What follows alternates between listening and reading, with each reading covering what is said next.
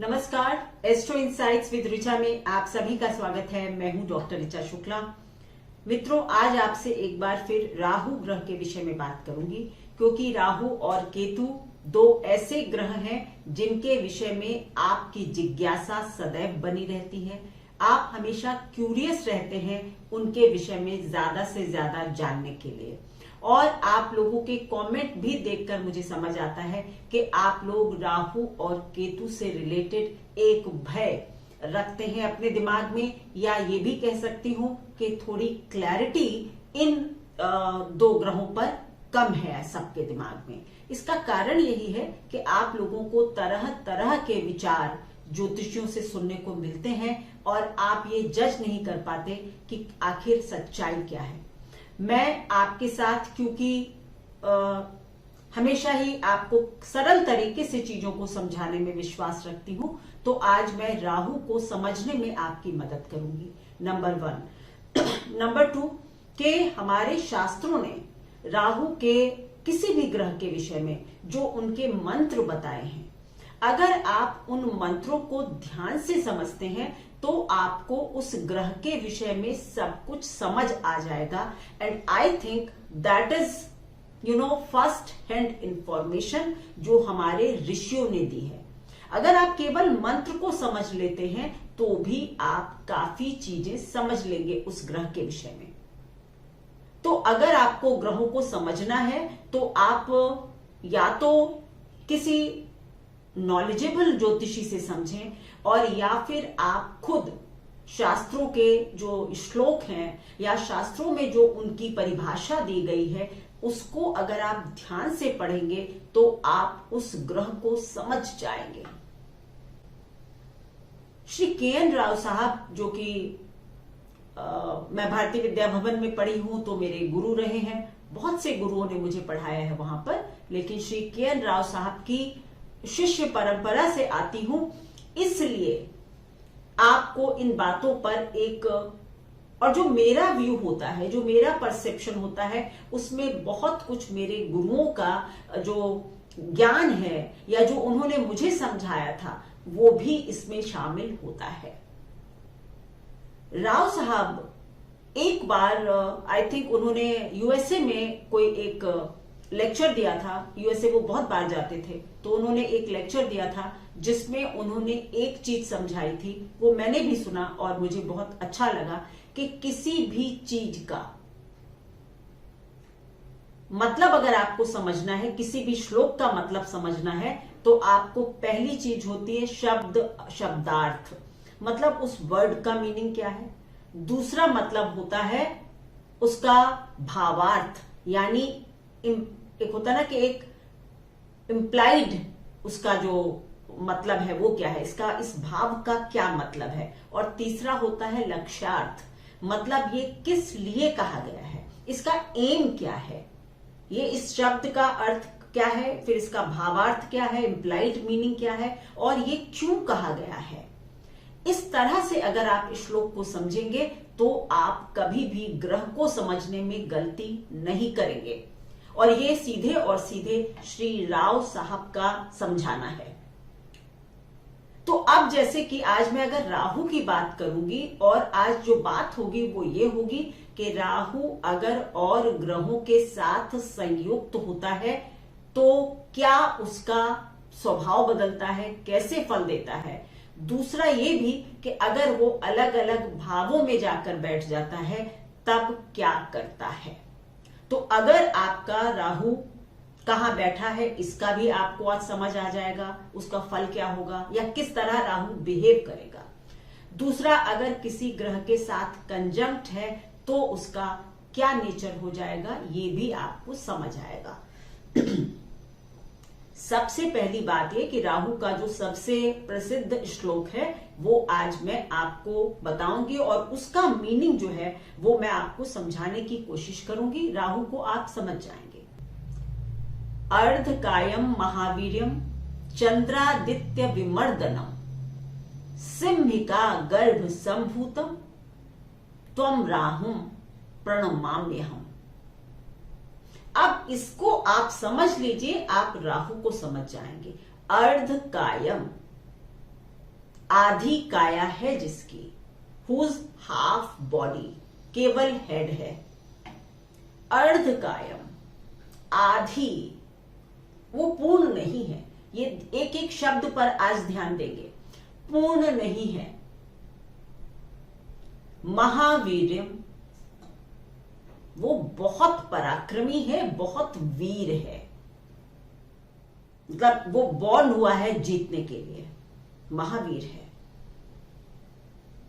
चंद्रादित्य विमर्दनम, चंद्र और आदित्य यानी सूर्य और चंद्र को ग्रहण करता है, विमर्दन यानी उसको मारता है या उसका शत्रु है, ये भी समझ सकते हैं आप। चंद्र और सूर्य को मारने वाला है, चंद्र और सूर्य को ग्रहण करने वाला है, चंद्र और सूर्य का शत्रु है। सिम्हिका गर्भ संभूतम, सिम्हिका उनकी मां का नाम है। सिम्हिका के गर्भ से उत्पन्न ऐसे राहु के सामने मैं प्रणाम करता हूं, ऐसे राहु को मैं प्रणाम करता हूं। ये राहु हैं, बहुत सारे श्लोक हैं और अगर आप उन सबको समझेंगे तो आप जरूर समझ जाएंगे।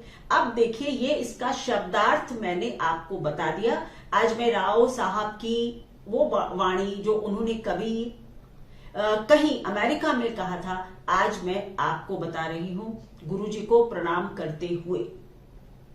इसका शब्दार्थ मैंने आपको बता दिया कि ये आधा है, महावीर है, राहु रवि और चंद्र का ग्रहण करने वाला है, सिम्बिका का पुत्र है, उसको मैं प्रणाम करता हूं। अब इंप्लाइड मीनिंग क्या है, भावार्थ इसका क्या है? भावार्थ का मतलब होता है इंप्लाइड क्या है? अर्ध कायम, आधा है, यानी कि इसका इंप्लाइड मीनिंग है कि हमेशा ही पूरा पाने की खोज में है, पूरा हो जाने की एक कांस्टेंट सर्च में जो है वो राहु है। Getting my point? This is implied meaning, भावार्थ है। जो आधा है समझ आ गया, ये तो शब्दार्थ हो गया। बट अब क्या इंप्लाइड क्या है ऐसा बताने से? ये कि जो पूरा हो जाने की खोज में है, यानी जो never satisfied, who is not satisfied, who is always in search to be completed, पूर्ण हो जाने की खोज में जो है। महावीर्यम, महावीर है, ये शब्दार्थ है। लेकिन जो महावीर है उसका इंप्लाइड मीनिंग क्या होगा? उसका इंप्लाइड मीनिंग होता है कि हमेशा ही जो वीर है वो वीरता कहां दिखाएगा बताइए आप? युद्ध में ही तो दिखाई जाती है वीरता। तो इसका इंप्लाइड मीनिंग है कि राहु हीरोइक डीड्स करने वाला है। राहु खुद को पूर्ण करने के लिए बहुत हद तक लड़ेगा, मतलब अपनी पूर्णता को प्राप्त करने के लिए ये व्यक्ति कहीं तक भी जाएगा, किसी भी युद्ध से नहीं डरेगा, सतत प्रयत्नशील रहेगा और लड़ेगा और उसमें बहुत वीरता से लड़ेगा। चंद्रादित्य विमर्दनम, चंद्र आदित्य को मारने वाला है, खत्म करने वाला है, यानी कि गर्व, किसी का भी जो घमंड है उसका वो नाश करता है। यानी कि आप अगर अपने विषय में किसी भी चीज का कोई अहंकार रखते हैं तो राहु उसका नाश करता है, चाहे फिर वो सत्ता का मद हो, चाहे आपको अपनी लीनियज का, चंद्रमा हमारी मां भी है, तो यानी अगर हमको अपनी लीनियज का, परिवार का बहुत गर्व है, अगर हमको अपने किसी सरकारी पद का बहुत गर्व है,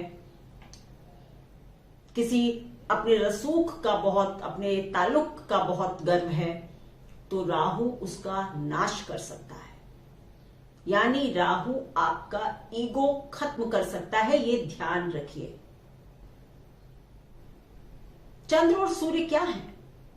तेज है, प्रताप है, थोड़ा एरोगेंस है, उसका घमंड जो है, एरोगेंस है, उसका नाश कर सकता है राहु। जब आप खुद को पूरा होने की चाह रखते हैं, उसके लिए लड़ते हैं, तो सबसे पहले आपको अपना ईगो खत्म करना होता है, क्योंकि तभी आप पूरे होते हैं जब आप पूरी तरह से ईगो खत्म करते हैं। और एक कहते हैं ना, संपूर्णता की खोज यही है कि हम पूरे के पूरे खुद को तभी जान पाते हैं जब ईगो खत्म कर देते हैं। अब आप इसका इंप्लाइड मीनिंग समझ रहे हैं।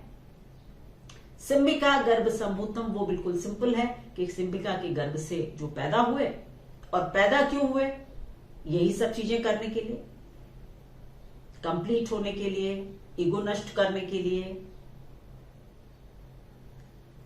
पैशनेटली लड़ने के लिए।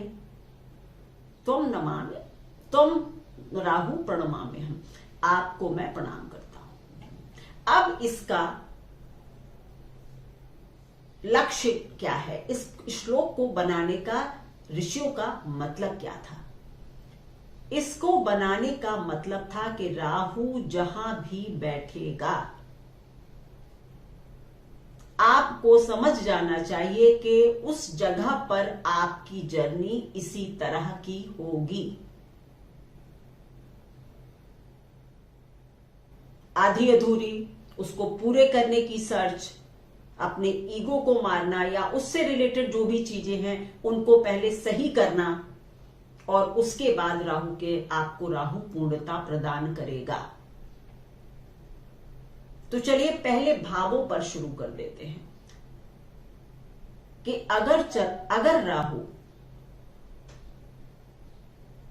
मेष राशि में होगा, भाव नहीं, यहां पर राशियों की बात करूंगी, क्योंकि फिर आप लोग पूछते हैं कि अगर ये राशि यहां है तो राशियों से, अगर राशि यानी कि अगर राहु मेष राशि में है, मेष राशि क्या है, मंगल, मंगल खुद फाइटर है, दूसरा फाइटर आ गया तो क्या होगा? ऐसे लोग हमेशा एनिमिटी इनवाइट करते हैं, और इनकी जो एक लड़ाई है वो इनकी खुद से ही एक लड़ाई रहती है। They are always fighting for their rights, they are always fighting, वो हमेशा अपने अधिकारों के लिए लड़ते हैं, अपने लिए लड़ते हैं, और अपने अंदर एक अजीब इनकम्प्लीटनेस की अनुभूति करते हैं, हमेशा अपने को बदलने की कोशिश करते रहते हैं। मेष राशि में राहु हमेशा नया सोचने की वो देता रहता है, स्वयं को पूरा करने की एक खोज, स्वयं को बदलने की एक खोज हमेशा देता रहता है। एनिमिटी, क्योंकि मंगल उसका मित्र नहीं है, तो एक एनिमिटी इनवाइट हमेशा करता रहता है, कठिन परिस्थितियों से लड़ता रहता है,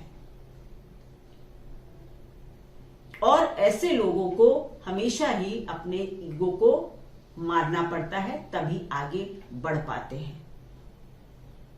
अगर राहु वृषभ में होगा, शुक्र की राशि में होगा, यहां पर राहु कंफर्टेबल है, उच्च के तभी माने जाते हैं क्योंकि ये दैत्य गुरु, उनके अपने गुरु की राशि है, तो ये कंफर्टेबल है। लेकिन यहां पर राहु क्या करेगा कि आपको हमेशा, क्योंकि सेकंड हाउस, सेकंड वृषभ जो है वो भचक्र में दूसरा स्थान है, ऐसे समझ कर चलिए। तो दूसरा स्थान यानी आप हमेशा अपने परिवार को लेकर, आप अपने संस्कारों को लेकर डाउटफुल हो सकते हैं, आपको परिवार की जिम्मेदारियां बहुत ज्यादा हो सकती हैं, उनको कंप्लीट करते करते ही आपका एक कहते ना कि स्ट्रगल हो जाए, आपका सारा का सारा ध्यान अपने परिवार पर, परिवार की जिम्मेदारियां पूरी करने पर निकल जाए। धन का भी स्थान है ये, वृषभ जो है काल चक्र में दूसरा स्थान है, यानी कि आप धन के लिए सदैव, मतलब कैसे ज्यादा धन पाया जाए, कहां से आ जाए, कैसे आ जाए, किस रास्ते से आ जाए, आप ऐसा करता हुआ खुद को पाएंगे। लेकिन क्योंकि अपने गुरु की राशि में है तो राहु यहां पर खराब नहीं है, अच्छे फल दे देते हैं। अब अगर राहु मिथुन राशि में होगा, जो कि काल चक्र की तीसरी राशि है, बुध की राशि में राहु बहुत अच्छे फल देते हैं, बहुत अच्छे फल देते हैं, इसलिए तृतीय भाव में राहु हो या मिथुन राशि में राहु हो, एक अच्छी पोजीशन है। यहां पर बस ये है कि आप हमेशा अपनी नेटवर्किंग बढ़ाने में, अपना पराक्रम बढ़ाने में लगे रहेंगे। आपकी अपनी बिजनेस की स्किल्स, अपने आप को इंप्रूव करना, अपने आसपास के लोगों के साथ जुड़ना कैसे है, कैसे और नेटवर्किंग की जाए, कैसे और आगे बढ़ा जाए, मतलब आपको काफी पुरुषार्थी बना देता है। इसी तरह अगर राहु चौथे भाव में हो या कर्क राशि में हो, चंद्रमा के साथ राहु की कोई मित्रता नहीं है, वो तो चंद्र को विमर्दन करता है, चंद्र से तो उसका दुश्मनी है। तो ऐसे लोग, पहला ये कि कभी भी मातृभूमि, जन्मभूमि में खुश नहीं रहते। इनको हमेशा एक ये भाव रहता है कि I don't belong to this place, विदेश जाना चाहते हैं। और अगर राहु चौथे में है तो एक तरह से विदेश जाना तय भी हो जाता है, क्योंकि आप कंप्लीट महसूस नहीं करते, आपको लगता है आपका एक हिस्सा कहीं और छूट गया है। मां से रिलेटेड भी कई बार आपकी मां जो है वो आपसे जो अपेक्षाएं रखती हैं वो आपको काफी भार लग सकता है। आपको लग सकता है कि बहुत एक्सपेक्टेशंस हो रही, मां की एक्सपेक्टेशंस कभी पूरी ही नहीं होती। इस तरह से भी आपका एक मानसिक द्वंद्व दे सकते हैं राहु, क्योंकि वो चंद्र के मित्र नहीं है और आप अपनी संपूर्णता को प्राप्त करने के लिए अपने देश को छोड़ना चाहते हैं और उसके लिए बहुत पराक्रम भी करते हैं। यानी अर्धकायम, यानी हमेशा एक कमी का महसूस करना ना, तो अपने घर में हमेशा एक कमी को महसूस करते रहोगे। यहां कुछ कमी है, दूसरी जगह अच्छी है, लाइक दैट, वहां मैं पूरा हो जाऊंगा। तो अगर कर्क राशि में या चौथे भाव में राहु है तो इस तरह का फल देते हैं। अगर पांचवें भाव में राहु है, पांचवा भाव फिर से सूर्य का भाव है, काल पुरुष में ये पांचवा घर है और सिंह राशि है, सूर्य का भाव है।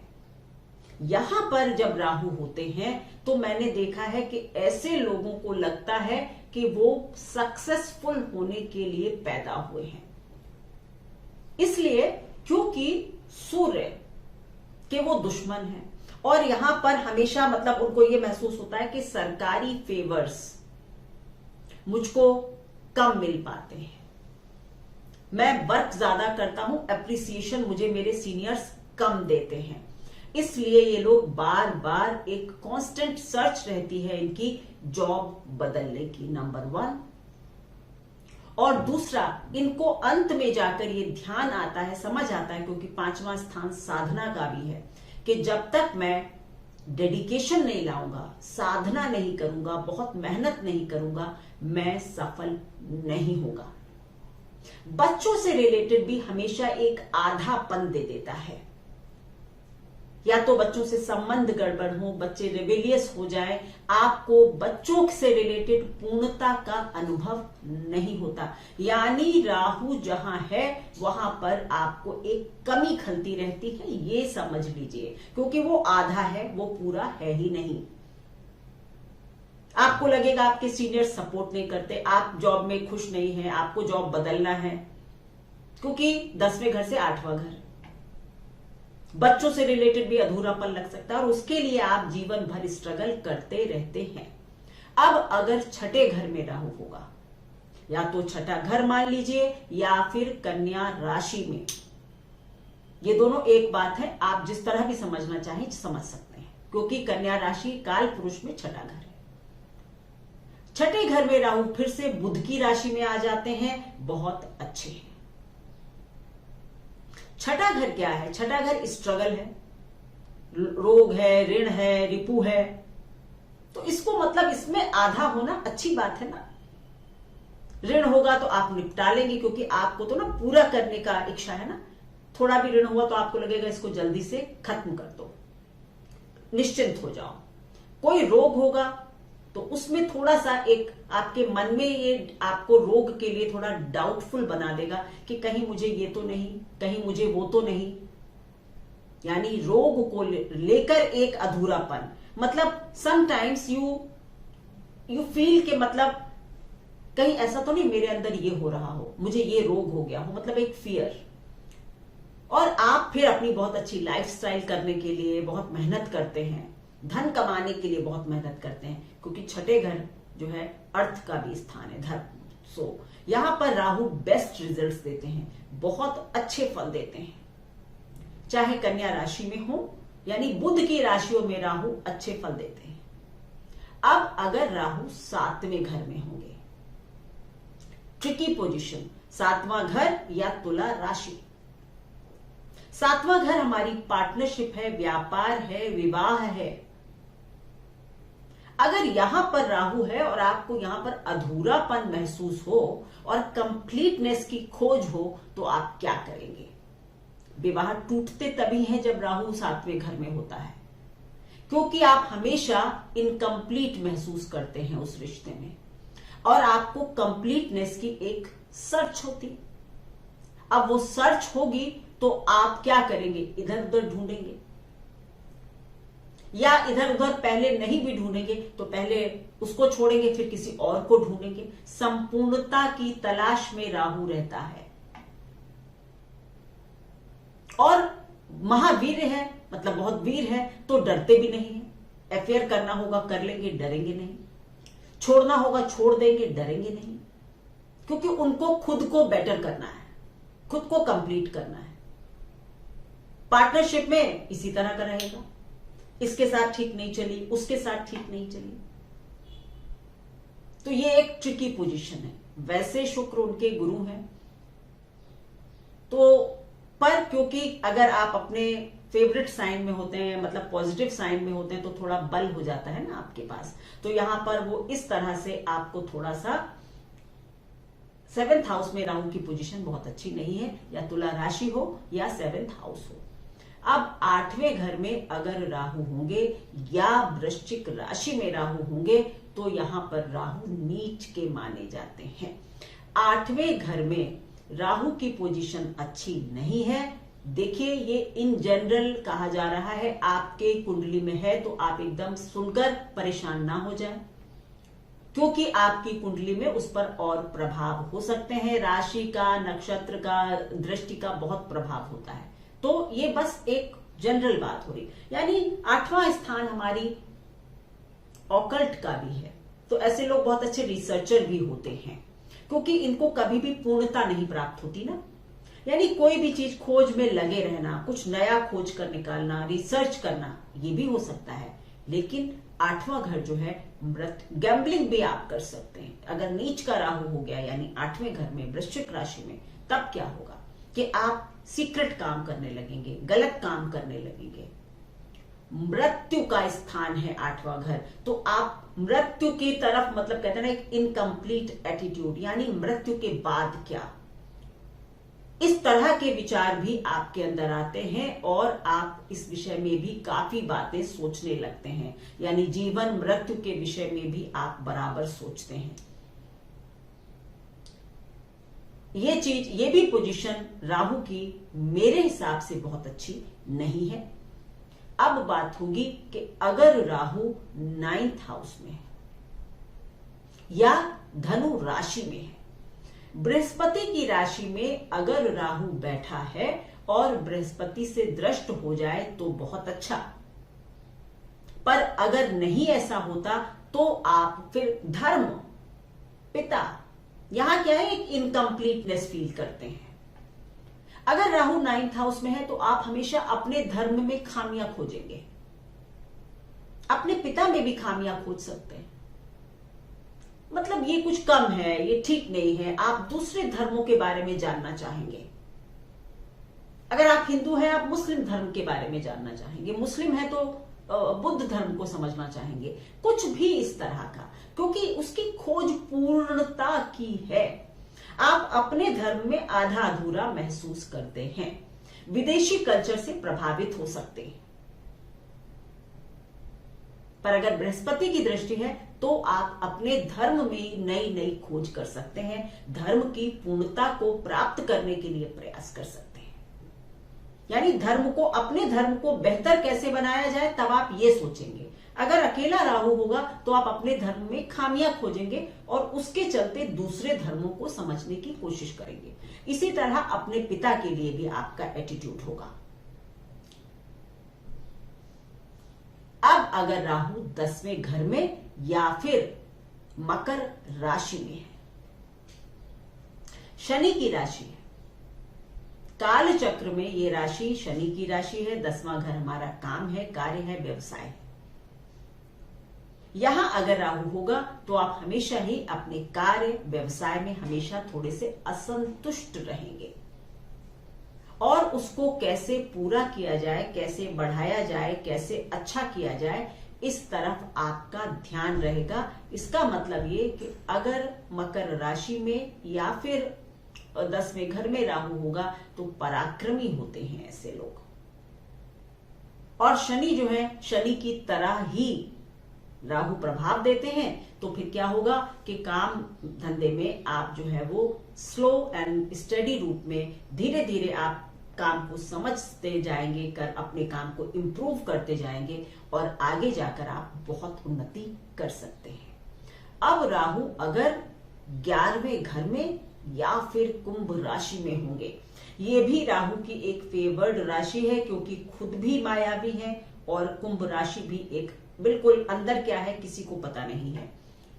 11वें घर का राहु जो है वो बस एक ही बात देता है, 11वें घर या कुंभ राशि का राहु हमेशा ही लाभ में आप असंतुष्ट रहते हैं। आप अपनी इनकम से संतुष्ट नहीं रहते, उसको पूरा करने के लिए बहुत मेहनत करते हैं और कई बार उसके चलते आप गलत रास्ता भी अपना लेते हैं क्योंकि आपको तो कंप्लीटनेस कर चाहते हैं, आप पूरा होना चाहते हैं बाय हुक और बाय क्रुक।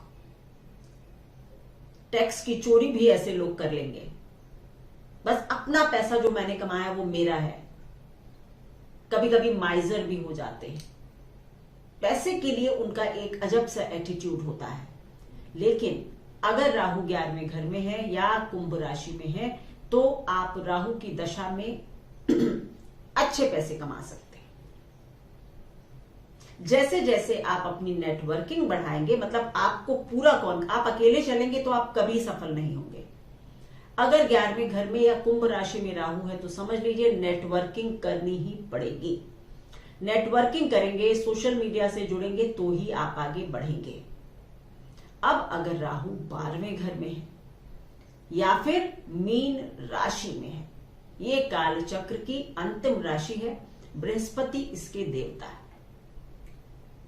बृहस्पति की राशियों में मैंने देखा है कि शनि और राहु दोनों ही थोड़ा सा नाइस बिहेवियर दिखाते हैं क्योंकि गुरु की राशि है। ये अलग बात है कि वो दैत्य गुरु नहीं है, लेकिन फिर भी अगर शनि और बुध की राशि में राहु सर्वोत्तम फल देते हैं तो अगर और कोई दुष्प्रभाव राहु पर ना हो, मीन राशि में राहु हो, 12वें घर में राहु हो, तो फिर आप विदेश में जाकर, आपकी हमेशा विदेश जाने की इच्छा होगी। आध्यात्म में भी आपकी इच्छा हो सकती है। आप जीवन को जैसे जैसे आगे बढ़ेगा वैसे वैसे आप आध्यात्मिक होते जाएंगे। पर अगर राहु पर दुष्प्रभाव होंगे और ऐसा होगा तब फिर आप झूठ बोलना, व्यय, हमेशा कहते हैं ना 12th हाउस एनर्जी का निकल जाना है, तो जब व्यय करते हैं आप तब उसमें क्या हमेशा अधूरा, यानी कभी कभी बिना मतलब का खर्चा कर दिया, बिना सोच समझ के खर्चा कर दिया। और इसी तरह अगर अच्छे प्रभाव में राहु होता है तो आपकी स्पिरिचुअलिटी की खोज बढ़ जाती है और आप उसमें अपने पराक्रम को लगाने लगते हैं। जी हाँ, पहले जीवन में ये लोग काफी भोगी प्रवृत्ति के हो सकते हैं, लेकिन अगर मीन राशि में चंद्रमा है, राहु है, तो धीरे धीरे ये लोग काफी डिसिप्लिन्ड हो जाते हैं लाइफ में। तो इस तरह से राहु को आपको समझना होगा। अब बात है कि अगर राहु किसी के साथ कंजंक्ट है तो क्या करेगा। अगर राहु सूर्य के साथ कंजंक्ट है तो मैंने हमेशा कहा कि आप लोग ये भूल जाइए कि ये बुरा योग है। आपके पास सक्सेसफुल होने की बड़ी पॉसिबिलिटी आ जाती है क्योंकि ऐसे लोग अपना ईगो खत्म करके आगे बढ़ सकते हैं। और जिसके पास ईगो कम हो, आप मान लीजिए सफलता उसके पास होगी।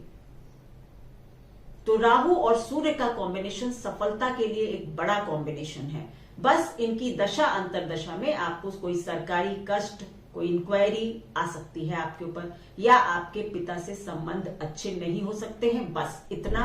बाकी आप अपने ईगो को मार कर अपने को सफल बना सकते हैं।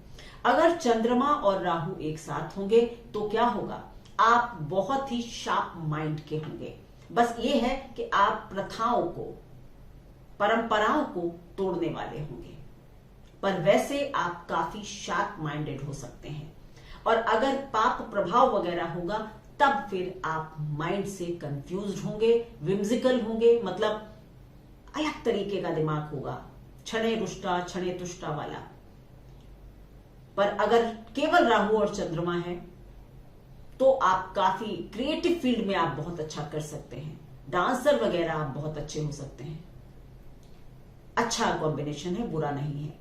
अब अगर राहु मंगल के साथ होगा, ये एक अलग तरह की एनर्जी लाता है, जिसको आप लोग अंगारक योग भी कहते हैं। जी हाँ, क्योंकि मंगल के साथ उसकी मित्रता भी नहीं है, और मंगल भी एक फायरी प्लैनेट है, और राहु भी अपने आप में एक महावीर है। तो ऐसे लोग हमेशा थोड़ा स्ट्रगल करते हैं। जिस जगह पर भी ये होगा, उस जगह पर आपकी एनर्जीज जो है वो थोड़ी बर्न होती हैं, वो भाव थोड़ा सा कम अच्छा रहता है, ये सच है। अब अगर राहु बुध के साथ होगा, राहु और बुध की युति अच्छी है, क्योंकि बुध राहु के दोषों का नाश करता है। जहां भी होगा वहां पर राहु कुछ ना कुछ शुभ प्रभाव देने के लिए बाध्य हो जाता है। ऐसे लोग मार्केटिंग की फील्ड में, सेल्स की फील्ड में बहुत अच्छे हो सकते हैं, अपना नाम बना सकते हैं। अगर राहु शुक्र के साथ होगा, अगर राहु शुक्र के साथ होगा तो आप विदेशी प्रेम संबंध, आपकी पत्नी या पति विदेश के हो सकते हैं, आप किसी अंतरजातीय अंतरराष्ट्रीय विवाह को कर सकते हैं, क्योंकि वहां पर आपकी प्रेम को लेकर एक अलग अप्रोच होगी, अनकन्वेंशनल अप्रोच होगी। अगर ये पाप प्रभाव में होंगे तो आपका कैरेक्टर थोड़ा गड़बड़ होगा, बट अगर शुभ दृष्टि वगैरह इन पर होगी तो ये आपके लिए, आपके संबंधों के लिए, जहां भी बैठे होंगे वहां पर कोई बुरा प्रभाव नहीं देंगे। बस पाप प्रभाव होगा तो फिर आपके संबंध जो हैं वो कभी कभी आप उनमें गलत डिसीजन ले लेंगे, गलत संबंध बना लेंगे। इस तरह से अनकन्वेंशनल अप्रोच की जब बात होती है, तो अगर सूर्य, राहु और शुक्र होते हैं तो कई जगह आपने पढ़ा होगा कि ये लोग विधवा से विवाह कर लेते हैं, विधवा से प्रेम करते हैं। इसका मतलब सीधा सीधा यह है कि ऐसे लोग प्रेम में अनकन्वेंशनल होते हैं, उनके लिए कोई बुराई नहीं। अब अगर राहु बृहस्पति के साथ होगा, अगर राहु बृहस्पति के साथ है तो केतु पर बृहस्पति की दृष्टि है, तो आप समझ लीजिए ये कॉम्बिनेशन फिर ठीक ठाक हो जाता है। और ऐसे लोग भी, मैंने बताया ही है कि ये गुरु चंडाल वगैरह जो है, ये सच है कि आप अपने गुरुओं के प्रति थोड़ी कम श्रद्धा रख सकते हैं, या आप ये मान सकते हैं कि पिछले जन्मों में आपने अपने गुरुओं का कुछ लेन देन बाकी है, तो इस जीवन में अपने गुरुओं का सम्मान करें, अपने गुरुओं की इज्जत करें। आप इस जीवन में कोई गुरु कर लें तो आपका जीवन अच्छा हो जाता है। लेकिन ये सच है कि बृहस्पति और राहु एक साथ मिलकर आपके जो कथनी और करनी है उसमें भेद कर देते हैं। कहते आप कुछ है लेकिन करते आप कुछ है, ये तो लिख लीजिए। अब अगर राहु शनि के साथ होगा, राहु और शनि एक साथ मिलकर, मैंने ये देखा है कि ये जहां भी एक साथ कंजंक्ट होंगे उस भाव को धीरे धीरे वृद्धि देते हैं, बस, और कुछ खास बुरा नहीं होता। अगर पाप प्रभाव में होंगे तब आपको दिमागी रोग हो सकते हैं, आपको कुछ मानसिक परेशानियां हो सकती हैं, बट अदरवाइज इसके अलावा आपको कोई खास नहीं। बस धीरे धीरे करके ऐसे लोग अनफोल्ड होते हैं, ब्लूम करते हैं। तो आज मैंने आपको राहु की सारी मिस्ट्री सॉल्व कर दी। इसके बाद मैं केतु पर भी एक ऐसा ही वीडियो बनाऊंगी। आशा करती हूं कि आप लोगों को ये वीडियो पसंद आया होगा। धन्यवाद। लाइक करें, अगर पसंद आता है तो लाइक करें, शेयर करें, सब्सक्राइब जरूर करें। Thank you.